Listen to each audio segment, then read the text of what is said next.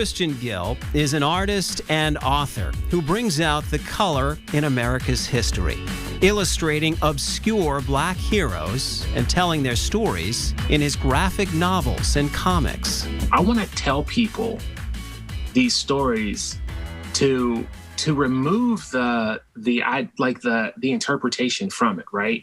I mean, that's the problem we have with history in America, is that people interpret the history and then call that the actual fact.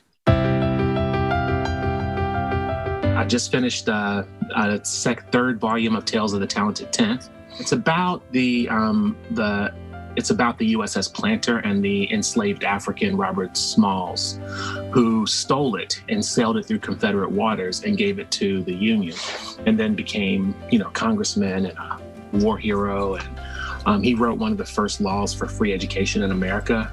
There's so many people who haven't heard these stories and haven't seen them, that I still find new stories that are just kind of amazing, that I want to draw.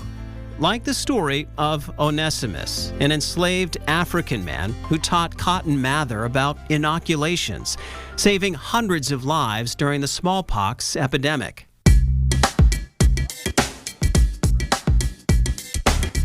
Joel lives in New Boston and is a professor of illustration at Massachusetts College of Art and Design. We first met up with him at his home studio in 2018 to talk to him about the creation of his award-winning graphic novel series, Strange Fruit: Uncelebrated Narratives from Black History. Stories are important for who we are as a society, and I've often said that that's the first step in building empathy, is sharing stories. Since that visit, Joel has been very busy. He has published a number of other books, including his own personal memoir about his youth growing up in the South. Fights, One Boy's Triumph Over Violence, which is basically a book I call like a love letter to kids who grew up like me.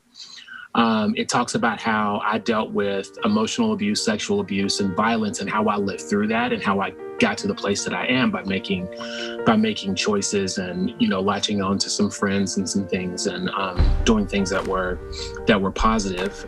As an historian, educator, and illustrator, Joel is encouraged to see audiences from educators to librarians to booksellers taking comics more seriously as a primary source.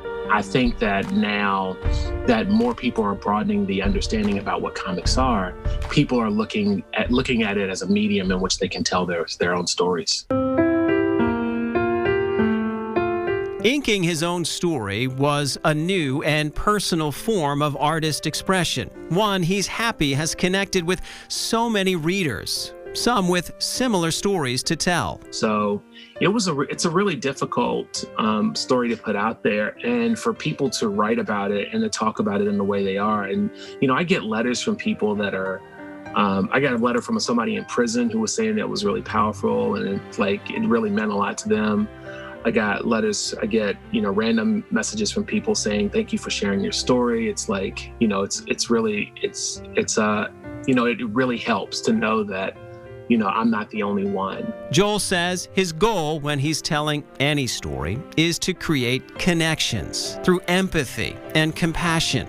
I've also been working for the last year on Ibram Kendi's Stamped from the Beginning, A Definitive History of Racist Ideas in America. So I've been doing the graphic novel adaptation for that. I'm really excited about it, mostly because Stamped is such an important book. So I feel like there's a lot of people who won't read 527 pages of text, right? They won't read that of prose. And so and I think these ideas in this book are so important to get out there so that people can see, because this isn't an interpretation of history, right? This is not, when Ibram was putting this together, he wasn't saying, I'm going to interpret history. He's like, I'm just going to show you what people said. This is what they were doing, and this is how they were doing that. And I think it's important for us as a country to really come to terms with racism.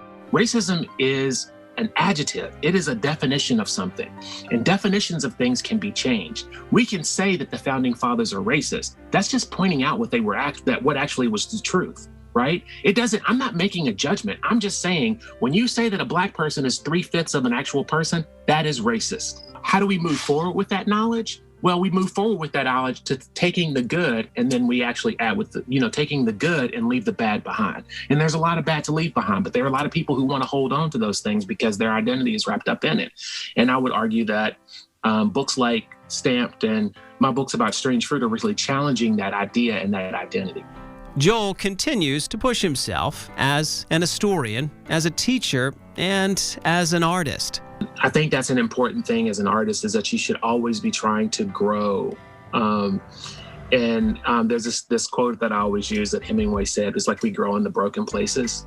As an artist, I try to break everything. And so if you look at Strange Fruit Volume 1 versus Fights, which is my most recent book, it's out in the world, you can see that I still have like a similar sort of style, but you can see how it's evolved and how it's gotten better. Don't expect the graphic novelist to slow down or stop breaking things anytime soon. There are still dozens of stories he wants to tell, and he hopes more and more people will be listening. The rewarding part for me is actually making it, like spending, drawing it and getting this transition right, or making this look really interesting, or telling this part of the story. That's the rewarding part, when you get to that end and you're like, that was really great, or that was really funny, or that's the thing that I enjoy. Like, I try to enjoy the process and not think about the end result, because I can't really control the end result.